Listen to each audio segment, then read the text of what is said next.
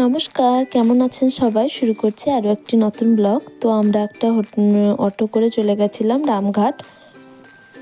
Per head 20 টাকা করে নিয়েছিল, কারণ আমাদের রামঘাটেই হোটেল নিয়েছিলাম। তো আমরা চলে এসেছি এখন হোটেল। আমরা হোটেল সিদ্ধি কৃপা হোটেলে স্টে করেছি।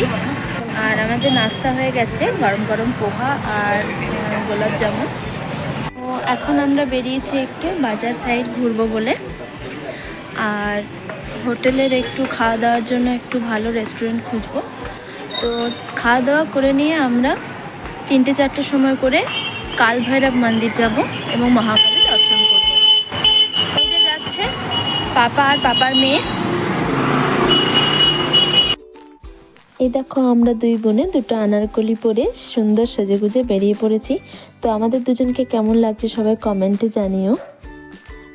রাম মন্দির দর্শন করতে এখন সবার পেটে চুমা ডাকছে, তো সেই জন্য সবাই হোটেলে পড়ে যাচ্ছে। আর চারিদিকে এত সুন্দর বাজার দেখে মন প্রাণ জুড়িয়ে যাচ্ছে। এদিকের বাজারগুলো এতটাই সুন্দর, পুরো মনে হচ্ছে আমরা নবদ্বীপ চলে এসেছি। নবদ্বীপে যেমন জামা কাপড়ের ভিড়, সেরকম। এই যে সামনে চললো ওরা। লাঞ্চ করার জন্য আমরা একটা গুজরাটি হোটেলে ঢুকেছিলাম। সেখানে আমরা প্লেট সিস্টেম খাবার নিয়েছিলাম। খাবার মোটামুটি ঠিকই ছিল, কিন্তু অস্বাভাবিক ঝাল। এখন বিকেল 4:30। আমরা সবাই চা খেয়ে বেরিয়ে পড়েছি 6টা মুখ্য মন্দির ঘোরার জন্য। এটা একটা প্যাকেজে নিয়েছে পার হেড 100 টাকা করে। আমরা যেহেতু 6 জন আছি, আমাদের 700 টাকা পড়লো। 6টা মুখ্য মন্দির আমাদের ঘুরিয়ে দেবে। প্রথমে এলাম আমরা শ্মশান ঘাট দ্বারিকা। আর এখানে আছে গড়কালিকা মন্দির। চলুন দেখতে থাকো। দেখতে এখানে একটা ক্যামেল দেখতে পেলাম, মানে উট দেখতে পেলাম। মেয়ে বলছে, মা দেখো দেখো ক্যামেল।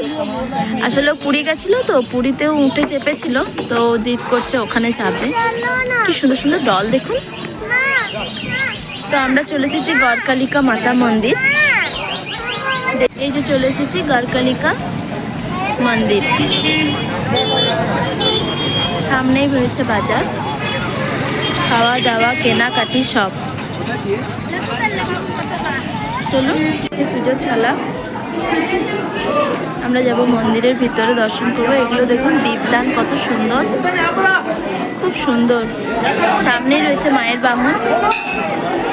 মায়ের তো একই রূপ, যেই শেরাবালি মা। এই যে মাতা রানী, আমি ভিডিওতে কতটা আপনাদের দেখাতে পাচ্ছি ঠিক জানি না, তবে সামনে থেকে ভীষণ ভীষণ সুন্দর, খুব সুন্দরভাবে মন্দিরগুলো সাজানো। এই যে গুড্ডু আর ওর পাপা এই দ্বীপ প্রজ্বলনের জায়গাটায় সিক্কাগুলোকে চিপকাচ্ছিল। এখানে এটাই নিয়ম নাকি যে একটাই সিক্কা চিপকালে খুবই শুভ, তাই আমরাও এখানে সিক্কা চিপকালাম।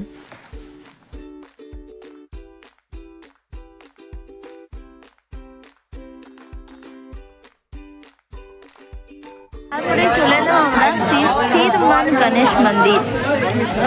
চলুন ভেতরের দিকে যাওয়া যাক। এখানে রয়েছে পুজোর সামান।